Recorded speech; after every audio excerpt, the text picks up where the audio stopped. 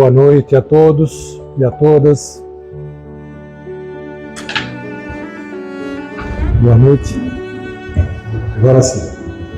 Boa noite a todos e a todas. Primeiramente quero agradecer aos dirigentes da casa, assim como aos mentores espirituais que a dirigem, por mais esta oportunidade de aprendizagem. Em qualquer assembleia, existem pessoas com diferentes níveis de entendimento sobre o assunto que será abordado. Como, aliás, acontece aqui hoje. Aqui há alguns que já estudam o Espiritismo há um bom tempo. Há outros que iniciaram há pouco tempo. Há também aqueles que, no presente momento, estão em busca de algumas respostas. E há ainda alguns que talvez nem saibam exatamente o que é que se encontram aqui hoje. Por que é que não estão comemorando a vitória do Flamengo? Enfim, por isso, para facilitar o entendimento daquilo que será falado aqui hoje, antes de adentrar no tema propriamente dito, eu vou iniciar nossa conversa apresentando alguns princípios básicos do Espiritismo. No Novo Testamento, em João, capítulo 4, versículo 24, Jesus afirma: Deus é Espírito e aqueles que o adoram devem adorá-lo em espírito e verdade.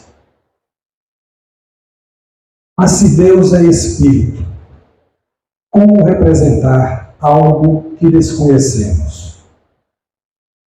Então, com base no que está escrito em Gênesis, no Velho Testamento, Deus criou o homem à sua imagem e semelhança.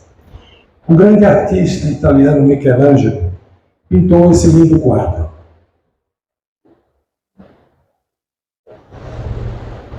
E que mostra Deus, em figura humana, criando o homem.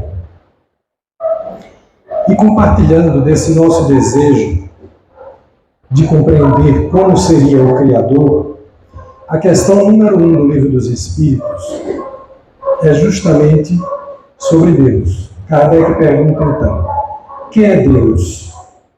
E obtém como resposta que Deus é a inteligência suprema, causa primária de todas as coisas. Que Ele é eterno, é imutável, imaterial, onipotente, soberanamente justo e bom.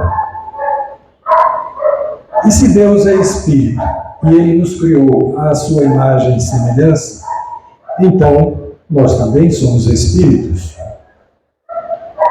E como Espíritos, sobrevivemos após a morte do corpo, como demonstra essa passagem do Novo Testamento. Jesus tomou Pedro, Tiago e João e os levou, em particular, a um alto monte, e ali foi transfigurado diante deles. O seu rosto resplandeceu como o sol, e as suas vestes tornaram-se alvas como a luz. E eis que lhes apareceram Moisés e Elias, conversando com ele. Ainda nessa passagem, Pedro, tomando a palavra, disse a Jesus: Senhor, se desejares, farei aqui 3 tendas, uma para ti, uma para Moisés e outra para Elias. Portanto, todos nós procedemos do mundo espiritual e para lá retornaremos após a falência do nosso corpo físico. E onde quer que estejamos, seja no plano físico ou no plano espiritual, nós guardamos em nossa mente tudo aquilo que vivenciamos em nossas existências. Tanto as coisas boas, o conhecimento, as virtudes, que nos ajudam a evoluir, mas também as coisas ruins, os vícios morais, as mágoas, as culpas, que atrasam a nossa evolução. Outro princípio básico do Espiritismo é a pluralidade das existências. Jesus aqui fala a Nicodemos: em verdade, digo-te, ninguém pode ver o reino de Deus se não nascer de novo. E na questão 132 do Livro dos Espíritos, Kardec pergunta: qual o objetivo da encarnação dos espíritos? E eles lhes respondem: Deus lhes impõe a encarnação com o fim de fazê-los chegar à perfeição. Visa ainda outro fim, o de pôr o espírito em condições de suportar a parte que lhe toca na obra da criação. É assim que, concorrendo para a obra geral, ele próprio se adianta. E na questão 167, Kardec pergunta: qual o objetivo da reencarnação? E a resposta: expiação, melhoramento progressivo da humanidade. Sem isto, onde a justiça? Na questão 168, Kardec também pergunta: é limitado o número de existências corporais ou o espírito reencarna perpetuamente? A cada nova existência, o espírito dá um passo para diante na senda do progresso. Desde que se ache limpo de todas as impurezas, não tem mais necessidade das provas da vida corporal. Outro importante princípio básico é a pluralidade dos mundos habitados. O Espiritismo, de forma didática, para facilitar o nosso entendimento, apresenta essa classificação dos mundos habitados, onde nós temos os mundos primitivos, local das primeiras encarnações da alma humana, e neles a única lei é a força bruta. Depois vem os mundos de provas e expiação, onde o mal predomina, em razão dos numerosos vícios dos seus habitantes, decorrentes do orgulho, egoísmo, vaidade. E é exatamente nesse segundo degrau evolutivo que o nosso planeta Terra se encontra atualmente. Depois vem os mundos de regeneração, que servem de transição, os mundos felizes, onde há o predomínio do bem, e, por fim, os mundos celestes, que é a habitação dos espíritos puros. Outro conceito importante do Espiritismo é a lei de causa e efeito, que, segundo André Luiz, é a conta do destino criada por nós mesmos, englobando os créditos e os débitos, que, em particular, nos digam respeito. É o sistema de contabilidade do governo da vida. E foram as escolhas que nós fizemos no passado que nos conduziram até aqui. Ou seja, nós somos hoje o resultado das nossas escolhas do passado. E no futuro, nós seremos o resultado das nossas ações de hoje. Daí a importância de sermos criteriosos com as nossas escolhas atuais. E aí cabe aqui uma pergunta: como será que está a nossa contabilidade? Se nós analisarmos que ainda precisamos habitar um planeta com essas características do nosso, onde se vê ainda tanta injustiça, tanta violência, tanto orgulho, tanto egoísmo, certamente é porque a nossa coluna de débitos está bem mais carregada do que a de créditos. Outro conceito básico é a comunicabilidade dos espíritos, ou seja, o intercâmbio que há entre aqueles que habitam o plano espiritual e nós que habitamos o plano material. E esse intercâmbio não foi inventado nem criado pelo Espiritismo. A Bíblia contém inúmeros relatos que confirmam essa comunicação entre os encarnados e os desencarnados. Coube ao Espiritismo apenas a iniciativa de disciplinar o estudo e a prática criteriosa da mediunidade. Então, a doutrina espírita, ela deixa muito claro o seguinte: nós somos os únicos responsáveis pela construção do nosso progresso. E segundo, para progredir, nós precisamos de instrução, de conhecimento. Façamos agora uma retrospectiva da nossa caminhada até aqui. Nós já habitamos no mundo primitivo. Essa era a situação da Terra desde cerca de 2 milhões de anos atrás até 5.000 anos antes de Cristo. Então, nos mundos primitivos, habitam espíritos em suas primeiras encarnações. Eles seguem apenas os instintos. Não têm sentimentos de delicadeza ou de benevolência. Não têm noção do justo nem do injusto. A força bruta constitui a sua única lei. Sem indústrias, sem invenções, passam a vida na conquista de alimentos e na luta pela sobrevivência. A partir da Idade Antiga, a Terra passou à categoria de mundo de expiação e provas. E a depender do seu estágio, esses mundos são habitados por raças selvagens, ou seja, espíritos recém-saídos da infância, em curso de educação, para se desenvolverem pelo contato com espíritos mais adiantados. Também as raças semi-civilizadas, que são espíritos que já atingiram um certo grau de aperfeiçoamento intelectual. E as chamadas raças civilizadas, espíritos de elevado grau de desenvolvimento intelectual, entre os quais se encontram espíritos que, por serem rebeldes às leis de Deus, foram exilados de outros mundos.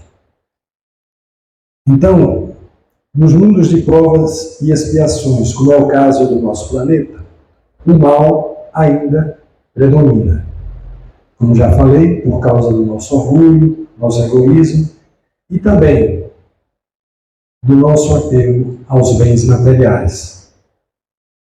Devido à pouca importância que damos aos aspectos moral e espiritual da nossa existência. Por isso, tanta miséria, tanta violência, tantas guerras. Somente a partir de um certo grau de desenvolvimento moral e espiritual de seus habitantes é que se dá o início do processo de transição. Então agora, finalmente, vamos ao tema da nossa conversa de hoje. Nosso objetivo aqui, fazer um balanço das nossas propriedades. E algumas perguntas nos ajudarão neste sentido. Qual o significado da palavra propriedade? Quais são os bens que constituem a nossa verdadeira propriedade? O que é que nós realmente possuímos?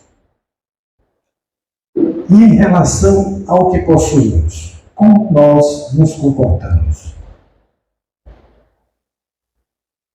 Só para me situar, após o que nós já apresentamos até aqui, eu pediria que vocês, aquele que se encaixe nessa situação, levantassem a mão. Há alguém aqui que não acredita na reencarnação? Bom, então significa que todos acreditam. Então todos sabem que nós todos aqui já tivemos outras existências, certo? Então agora vamos à primeira questão. Qual o significado da palavra propriedade? É o direito subjetivo que permite a uma pessoa, denominada então proprietário, usar, gozar e dispor de bens. O ser humano, por sua natureza ou por carência, tende a se apropriar das coisas que o cercam. Então, por sua natureza, que é um instinto de conservação, e por carência, quando ele tem falta daquele bem. Então, esses dois fatores nos levam a desejar sermos proprietários, pois a posse nos dá uma sensação de segurança. Então, todos nós queremos possuir casa, carro, roupas, comida em estoque, dinheiro na conta bancária. É, portanto, natural e nada há de errado nisso, desde que não haja exagero. Abrindo um parêntese, eu ouvi uma palestra que, certa feita, Chico Xavier, intrigado com as questões de lembranças de vidas passadas, pergunta a Emmanuel, o seu mentor: Emmanuel, por que é que a maioria das pessoas que tem essas lembranças de vivências passadas, elas sempre têm a lembrança de terem ocupado posições de maior destaque? Reis, príncipes, rainhas, possuidores de conquistas. Será verdade isso? E a resposta de Emmanuel foi a seguinte: sim, é verdade, Chico. Porque aqueles que ocupavam posições mais humildes, estes já se encontram melhores colocados na escala evolutiva. Talvez esses estejam em mundos mais adiantados do que o nosso. Então, como todos nós aqui já sabemos que tivemos outras existências e também que já possuímos muitas propriedades, né? Porque quando nós vivemos também possuímos propriedades. Então eu quero perguntar aos antigos reis e rainhas daqui dessa Assembleia, das muitas propriedades que já tivemos nas existências anteriores, quais delas nós trouxemos para essa existência atual? Jurandir, então, tem cara de lorde, deve ter alguma carruagem lá fora, né? Então, fazendo um balanço da nossa vida, das nossas conquistas, desde quando nós fomos criados, desde aquela condição inicial de primitividade, passando por inúmeras encarnações, vivenciando diversas e diferentes personalidades, o que é que nós trouxemos na bagagem? Dos bens materiais, já sabemos que nada trouxemos. Então, analisando nossas tendências atuais, será que podemos ter uma ideia da bagagem que trouxemos? Sim, podemos fazer uma boa ideia. A partir de quê? A partir dos conhecimentos que nós temos afinidade, que a gente consegue desenvolver de uma forma fácil. Jurandir há pouco estava me falando, hoje eu tenho uma facilidade com números incrível. Então, a gente já vem com algumas facilidades em determinadas áreas. Isso no âmbito da educação, no âmbito da cultura, no âmbito da ciência, no âmbito das artes. Tanto que nós vemos crianças ainda em tenra idade tocando instrumentos de forma brilhante. Que tipo de pensamentos e sentimentos ocupam nossas mentes com maior frequência? Este também é um indicativo da bagagem que nós trouxemos. Quais virtudes nós entendemos que já possuímos? Quais aquelas que ainda estamos tão distantes, traduzindo-se por imperfeições, por vícios morais que ainda precisamos vencer? O que realmente nós possuímos? No Evangelho segundo o Espiritismo, Na mensagem que foi lida, Pascal nos diz: o homem só possui em plena propriedade aquilo que lhe é dado levar deste mundo. E Pascal prossegue: uma vez que, quando retornamos ao plano espiritual, somos forçados a abandonar todos os bens materiais, o que possuímos então? Nada do que é do uso do corpo. Então, aquilo que nós falamos antes, casa, carro, roupas, comida, dinheiro, nada disso é propriedade nossa. Nada disso nos pertence, nem mesmo o nosso corpo físico. Somente é propriedade nossa aquilo que é de uso da alma, a inteligência, os conhecimentos, as qualidades morais. E aqui cabe uma observação. O fato dos bens materiais não serem nossa propriedade, isso não quer dizer que não devamos cuidar desses bens. Ao contrário, todos esses bens são empréstimos que Deus nos concede para utilizarmos em nosso processo evolutivo, inclusive no nosso corpo. Por isso devemos cuidar muito bem dele. Algumas pessoas, pelo fato do corpo não seguir com o espírito, negligenciam. E aí cometem um erro muito grave. Porque aqueles que estudam o espiritismo sabem que tudo o que nós fazemos com o nosso corpo reflete em nosso perispírito. Todas as marcas que imprimimos no nosso corpo irão refletir no perispírito. E o perispírito é o molde da nossa próxima reencarnação. Então, se eu não cuido muito bem do meu corpo,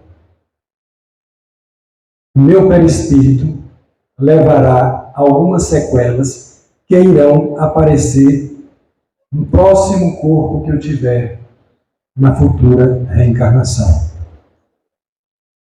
No livro O Despertar do Espírito, diz Joana de Ângeles: herdeiro das suas próprias realizações, o espírito renasce em condições sociais, econômicas, orgânicas e psíquicas, a que faz jus ante os soberanos códigos da divina justiça, em face do comportamento vivenciado nas reencarnações anteriores. As leis divinas que regem tudo o que acontece no universo são inderrogáveis, ou seja, não podem ser anuladas.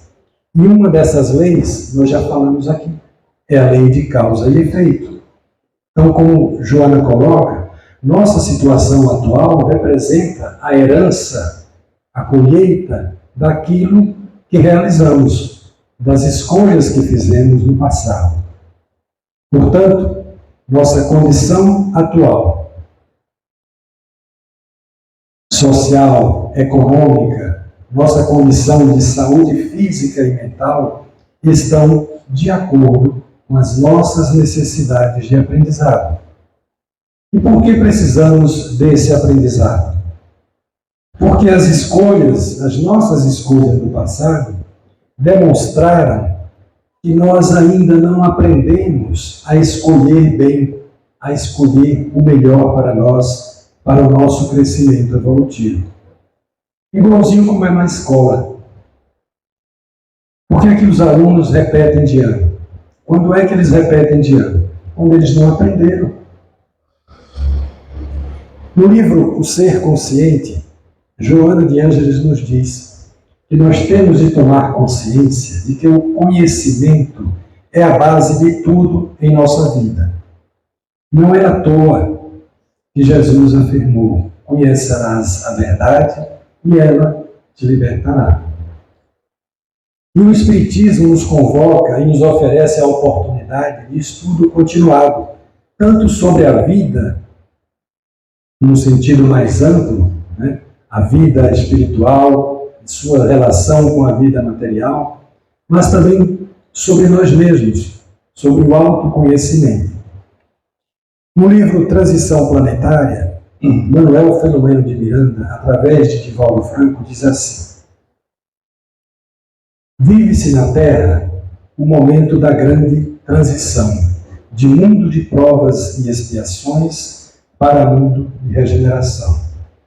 As alterações que se observam são de natureza moral, convidando o ser humano à mudança de comportamento para melhor, alterando os hábitos viciosos a fim de que se instalem os paradigmas da justiça, do dever, da ordem e do amor. Prossegue ele. O ser humano é um espírito em processo de crescimento intelecto-moral, que estagia em diferentes níveis. Primeiro, desenvolve o instinto, depois a inteligência, a consciência e, por fim, a intuição. Mediante as reencarnações, etapa a etapa, dá-se-lhe o processo de eliminação das imperfeições morais, que se transformam em valores relevantes, impulsionando-o na direção da plenitude que lhe está destinada. Errando e corrigindo-se, realizando tentativas de progresso e caindo, para logo levantar-se, esse é o método de desenvolvimento que a todos impulsiona na direção da sua felicidade plena. E embora já tenhamos passado por muitas encarnações, ainda lutamos para melhorar a condição evolutiva do nosso planeta. E por que nossa evolução acontece em ritmo tão lento? No livro No Mundo Maior, André Luiz faz uma analogia muito interessante, comparando o nosso cérebro a uma casa de 3 andares.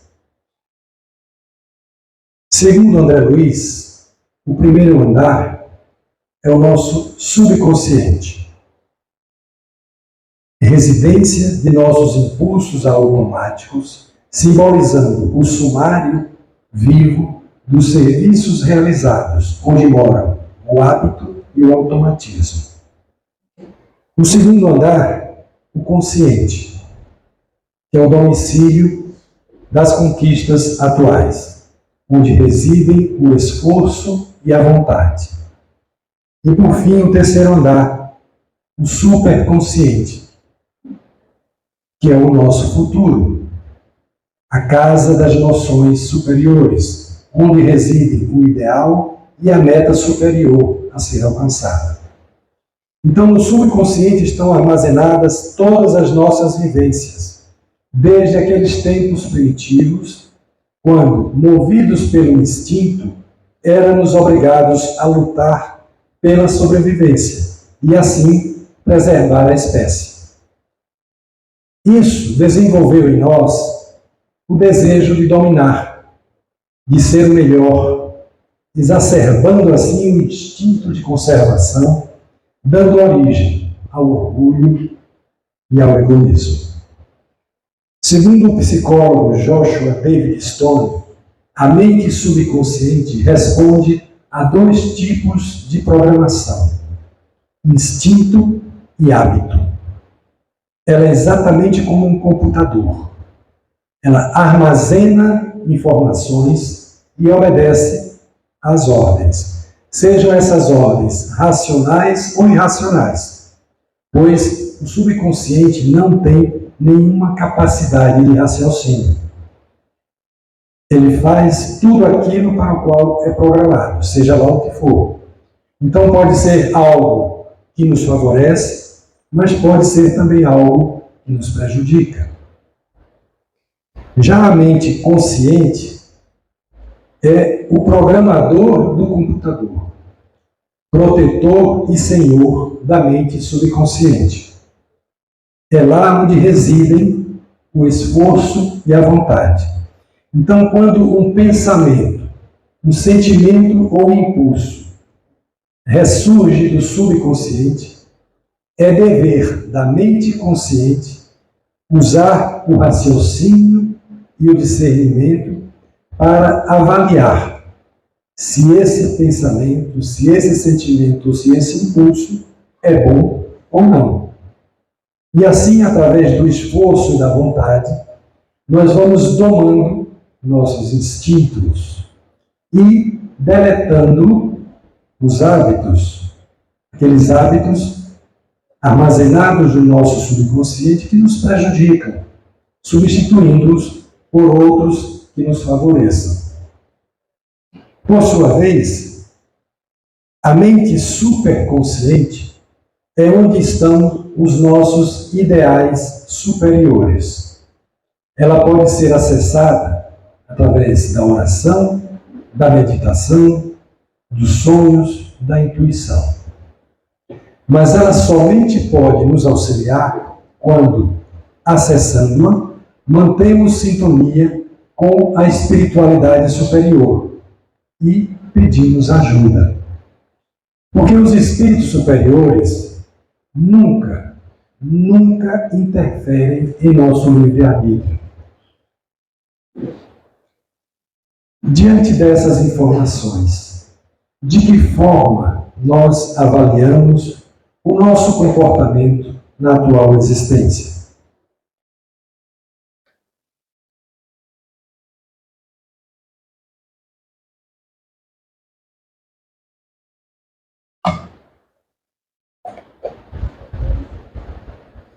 Sabendo agora que nada levaremos dos bens materiais que acumulamos. Sabendo que levaremos apenas os bens da alma, que são a inteligência, os conhecimentos e as nossas qualidades, boas e más. Os nossos sentimentos, as nossas virtudes, os nossos vícios. O que gostaríamos de levar em nossa bagagem? Será que nós estamos efetivamente valorizando o que é mais importante? Alguns podem estar pensando, mas, Osmar, eu necessito dos bens materiais. Eu necessito disso para o meu desenvolvimento. E é natural pensarmos assim. E a nossa grande dificuldade está em definir o que é necessário e o que é supérfluo. E essa dificuldade é natural, dentro da condição evolutiva em que nos encontramos. Porque a maioria de nós ainda não tem a convicção de que somos espíritos imortais. Enquanto nós não nos sentimos, veja, estou falando sentir, é muito mais do que compreender. Compreender é uma ação intelectual. Sentir é algo que vem daqui de dentro, do coração, da alma. Então, enquanto não nos sentimos como espíritos imortais, fica difícil tirar o foco daquilo que é palpável, daquilo que é visível, daquilo que aparentemente representa uma necessidade para nós. Por isso, nossa dificuldade em identificar esse limite entre o necessário e o supérfluo. Não sei se vocês já ouviram essa expressão. Eu vou fazer um passeio socrático no shopping. Já ouviram isso? Não. Isso se deve ao seguinte. Conta-se, né? Não dá para saber se é verdade, que Sócrates costumava sair pelas ruas e nos locais, visitar aquelas tendas comerciais, somente para olhá-las e chegar à seguinte conclusão: olha só, quanta coisa que eu não preciso para viver.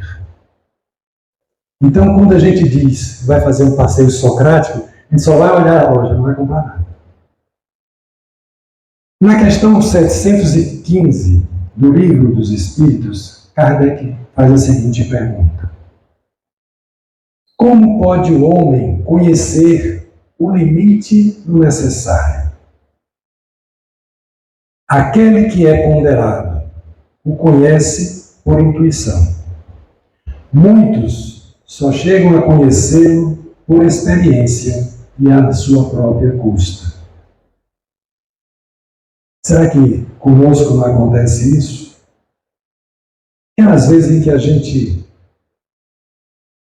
come assim, aquela comida tão gostosa, né? Aquela feijoada assim, deliciosa, e aí, ao final, constata, né? Puxa vida, comi além da conta. Fazer isso uma vez ou outra não fará tanto mal, mas constantemente, certamente vai nos custar caro. Na questão seguinte, ou seja, na 716, Kardec aprofunda o assunto e os Espíritos dizem o seguinte: por meio da organização que lhe deu, a natureza lhe traçou o limite das necessidades, mas o homem é insaciável. Os vícios lhe alteraram a constituição e lhe criaram necessidades que não são reais. E os marqueteiros de plantão adoram fazer isso, né? Criar necessidades para nós. E Kardec faz o seguinte comentário: nada tem de absoluto o limite entre o necessário e o supérfluo. A civilização criou necessidades que o selvagem desconhece. E os espíritos que ditaram os preceitos acima não pretendem que o homem civilizado deva viver como o selvagem. Tudo é relativo, cabendo à razão regrar as coisas. A civilização desenvolve o senso moral e, ao mesmo tempo, o sentimento de caridade, que leva os homens a se prestarem mútuo apoio. Os que vivem à custa das privações dos outros exploram em seu proveito os benefícios da civilização. Desta civilização, eles têm apenas o verniz, como muitos há que da religião só tem a máscara. No livro Caminho, Verdade e Vida, capítulo 149, Emmanuel comenta uma fala de Jesus. E o mancebo, ouvindo esta palavra, retirou-se triste, porque possuía muitas propriedades. Não sei se vocês lembram do início dessa passagem do Evangelho. Eu vou contá-la aqui para vocês. No início dessa passagem, o jovem perguntara a Jesus o que deveria fazer para conseguir a vida eterna. E Jesus responde que ele deveria guardar os mandamentos. Então ele pergunta: quais? Ao que Jesus responde: não matarás, não cometerás adultério, não furtarás, não dirás falso testemunho. Honra teu pai e tua mãe e amarás o teu próximo como a ti mesmo. E aí o jovem diz: tudo isso tenho guardado desde a minha mocidade. Que me falta ainda? Vejam, Jesus, um espírito puro, profundo conhecedor da alma humana, já tinha captado os pensamentos daquele jovem. Jesus já sabia que aquele jovem já tinha uma certa caminhada. Ele realmente foi sincero naquilo que ele falou, que já havia guardado aqueles mandamentos desde a mocidade. Mas Jesus identificou o calcanhar de Aquiles dele. Coisas que todos nós temos. E qual era o calcanhar de Aquiles daquele jovem? O apego aos bens materiais. Por isso que Jesus lhe diz: se queres ser perfeito, vai, vende tudo o que tens e dá aos pobres, e terás um tesouro no céu. Em seguida, vem e segue-me. Por isso que o jovem diz, ouvindo esta palavra, retirou-se triste, porque possuía muitas propriedades. Então, o apego que ele tinha aos bens materiais ainda não lhe permitia, ainda era o calcanhar de Aquiles dele, que impedia que ele avançasse espiritualmente. Então, Emmanuel comenta essa passagem dizendo o seguinte: o instinto de propriedade tem provocado grandes revoluções, ensanguentando os povos.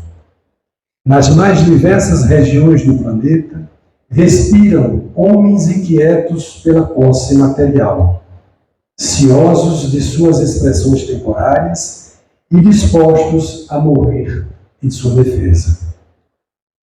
Isso demonstra que o homem ainda não aprendeu a possuir. Com essa argumentação, não desejamos induzir a criatura a esquecer a formiga previdente, adotando por modelo a cigarra descuidosa. Então, aqui Emmanuel faz um paralelo para justamente definir necessário e supérfluo. Então, não podemos ser descuidados como a cigarra, imprevidentes.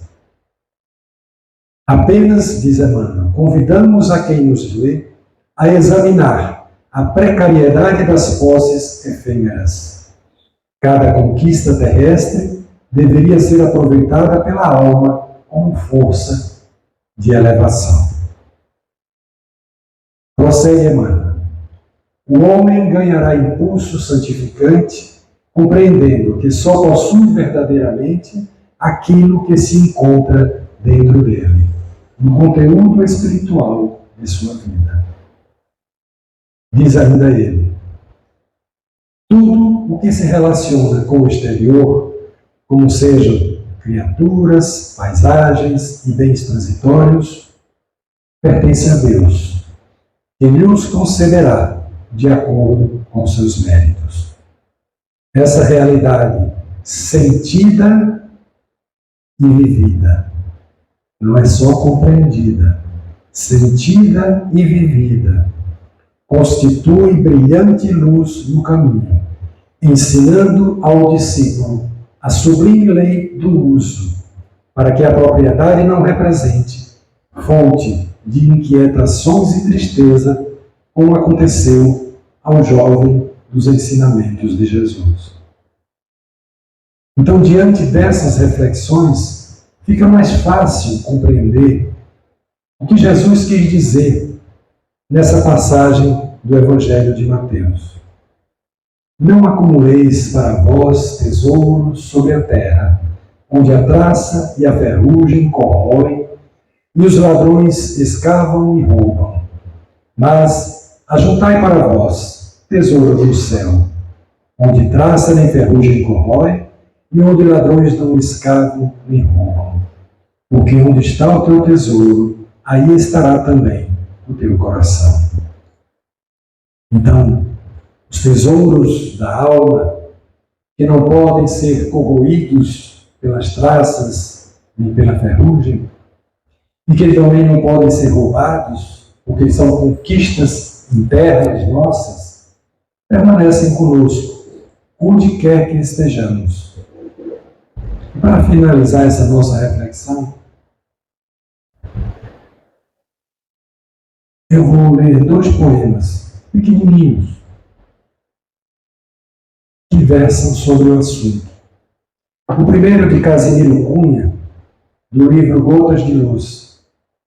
Ele diz o seguinte: realmente somos donos dos olhos, dos pés, dos braços, mas Deus é sempre o Senhor da força de nossos passos. E o segundo, de Silva Louvado, do livro Trovas do Mais Além, diz o seguinte: conceito sábio da vida. Para os grandes e pequenos, toda pessoa tem mais quando precisa de menos. Obrigado pela paciência de vocês. Até uma próxima oportunidade. Muita paz.